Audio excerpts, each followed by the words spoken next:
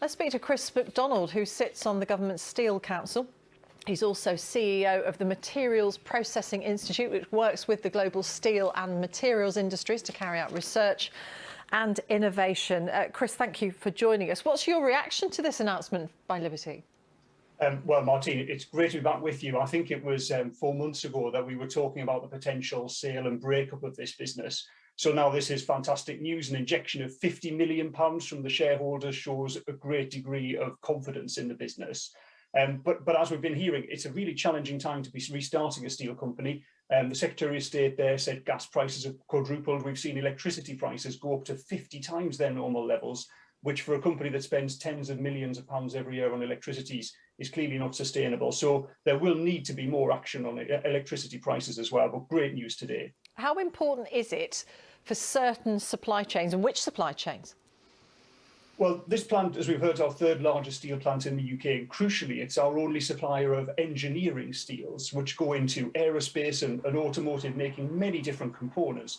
And right now, supply is a real challenge. We're seeing the tightest squeeze on materials that we've seen since the mid-1970s. So it's important for our supply chains, but it's really important for the UK too.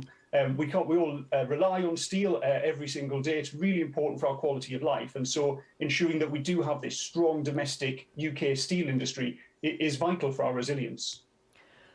1,000 people work for Liberty in Rotherham. They've been most of them been on furlough for a very long time now because of the pandemic.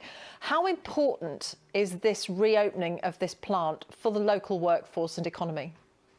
Well, it would be a huge relief for the steelworkers and their families. And of all of the parts of the Liberty empire, this was the part I was most concerned about. I know the production facilities in Rotherham. I've worked alongside the really hard-working and highly skilled team there.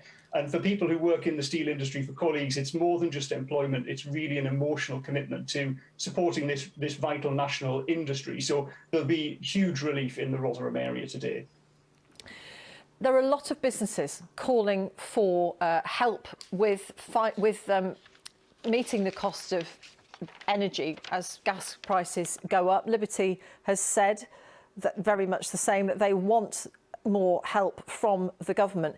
Is it just coincidence then that they're reopening now when there is that clamour and that potential maybe for government support?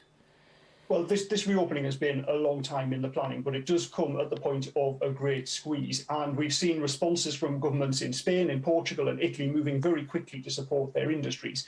And we will need to see this in the UK too. And there's a big climate issue here as well, in that this plant in Rotherham is not one of our big kind of carbon emitting blast furnace plants, which I know is what a lot of people think about when they think of steel. It's got the green steel technology of the future. It's electric based. It has great potential to be zero carbon as well, but we can only do that with sustainable electricity prices. There's a statement from UK Steel on the reopening of the Rotherham plant by Liberty, and it says, with the wind in their sail, the last thing the sector needs now is for government to merely sit on its hands and risk an energy crisis becoming a steel industry crisis. But in the past, how willing have governments been to intervene? Well, look, I think there are people out there, there'll be people listening to this programme who say, look, if we can just buy steel cheaper from China, why wouldn't we do that? And I can kind of understand that. But, there is no global free market in steel. Every government around the world rightly subsidises its steel sector because it underpins the foundations of their economy. So when prices rocket up, when we see a blockage in the Suez Canal, when there is an energy constraint, as there is now, that's the time for governments to intervene.